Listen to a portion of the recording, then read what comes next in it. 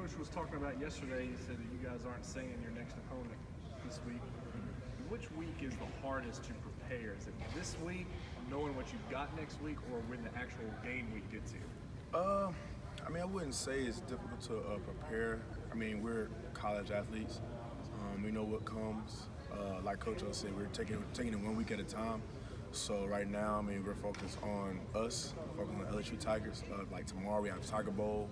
Guys get opportunities that they really never got throughout the year to prove themselves. And then when next week comes, we know who our opponent is, and we're going to trust the game plans that the coaches give us.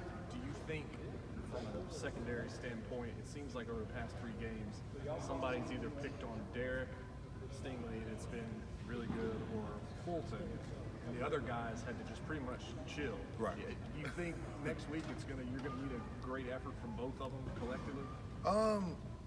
Those guys that have great athletes, they have a great receiver room over there, and they're gonna use their weapons just like any other team would. And as a defense, our job is to try to take away those weapons. Every game, every week that we go into as a defense, we sit down and look at what are the opposition's greatest weapons, and our job is to try to take those guys away.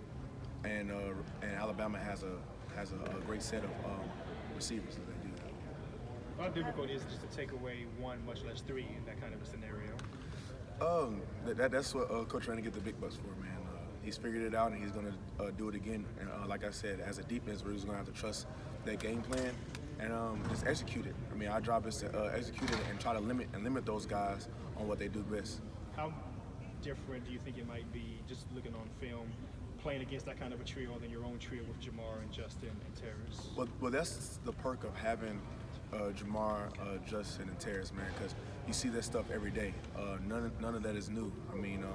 Last year, kind of coming in, we were kind of blindsided because we didn't have those type of looks. But now in practice, we see that Monday through Friday, just guys that make plays on Saturdays like that, and it kind of can translate to what we're going to see next week. JaCoby, when you guys are preparing for a game that has this much hype surrounding it, not to mention it's been a very long time since LSU has beat Bama, how do you stay mentally focused throughout the bye week and then for the next week preparing for that game?